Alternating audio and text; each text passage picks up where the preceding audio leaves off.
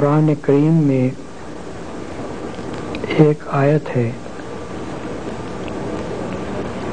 جس میں ایک داعی کی اہم خصوصیات کو بیان کیا گیا ہے، اور وہ یہ ہے کہ من احسن قولا ممن دعا الی اللہ وعمل صالحا وقال اننی من المسلمین، یعنی اس شخص سے اچھی بات اور کس شخص کی ہوگی جس نے اللہ کی طرف بلایا، نیک عمل کیا اور کہا کہ میں مسلمان ہوں۔ اس ارشاد کی پوری اہمیت محسوس کرنے کے لیے نگاہ میں یہ بات رکھنی ضروری ہے کہ جن حالات میں یہ بات کہی گئی ہے وہ مکہ معظمہ کے وہاں یہ کہنا کوئی آسان کام نہیں تھا کہ آدمی کھڑے ہو کر صاف صاف یہ اعلان کرے کہ میں مسلمان ہوں۔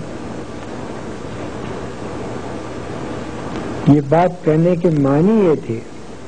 کہ گویا آدمی درندوں کو دعوت دے رہا ہے کہ میرے اوپر حملہ ہو جاؤ۔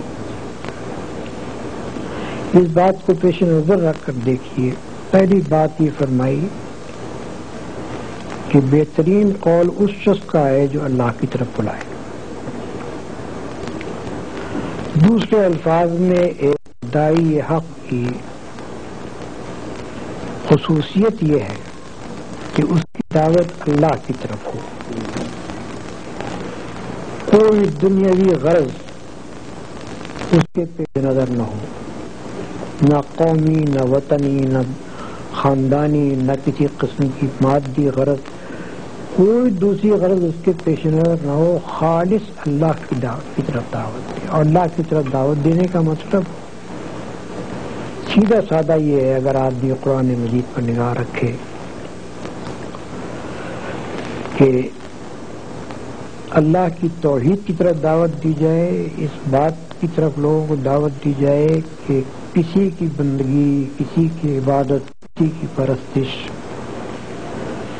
خدا کے سوا نہ کی جائے، کسی سے خوف اور طمع خدا کے سوا نہ رکھا جائے، اور خدا ہی کے احکام اور اس کے فرامین کی اطاعت کی جائے، اسی کی رضامندی، اسی کی خوشنودی حاصل کرنے کے لیے تمام کوششیں کی جائیں، اور آدمی دنیا میں جو کام بھی کرے وہ یہ سمجھتے ہوئے کرے کہ میں کسی کا بندہ ہوں اور اس کے سامنے مجھ کو جا کر جواب دہی کرنی ہے۔ خدا کی طرف دعوت دینے کا مختصر مفہوم یہ ہے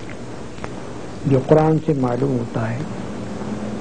اور قرآن میں داعی کی اولین خصوصیت یہ بیان کی گئی ہے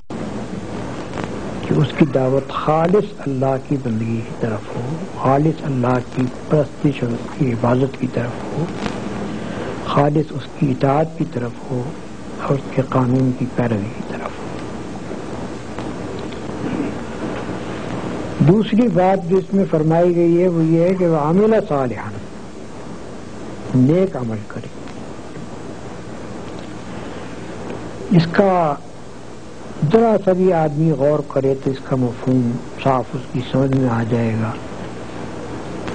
کہ اللہ کی طرف دعوت دینے والے کا اپنا عمل اگر درست نہ ہو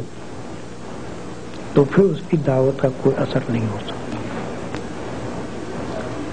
جس چیز کی طرف وہ دعوت دے رہا ہے اس کا مجسمہ ہونا چاہیے اس داعی کو، اس کی اپنی زندگی میں خدا کی نافرمانی کا کوئی اثر نہ پایا جائے، اس کے اخلاق ایسے ہونے چاہیے کہ کوئی شخص اس کے دامن پر ایک دھبا نہ دکھا سکے، اس کے گرد و پیش کا ماحول، اس کا معاشرہ، اس کے دوست، عزیز، اقارب سب جانتے ہوں کہ یہ ہمارے اندر نہایت بلند اور عقیدہ کا انسان ہے۔ رسول اللہ صلی اللہ علیہ وسلم کی اپنی زندگی اس بات کی شہادت دیتی ہے کہ اللہ کی طرف دعوت دینے کے لیے کھڑے ہونے سے پہلے 40 سال تک وہ معاشرہ جس میں آپ رہے اس میں کوئی ایک فرد بھی ایسا نہ تھا کہ جو آپ کی بلندی اخلاق کا قائل نہ ہو، آپ کی طاہر اور پاکیزہ زندگی کا قائل نہ ہو۔ اس حد تک لوگ قائل تھے کہ جو آپ سے قریب ترین تھے، جن سے آپ کی زندگی کا کوئی پہلو چھپ نہیں سکتا تھا،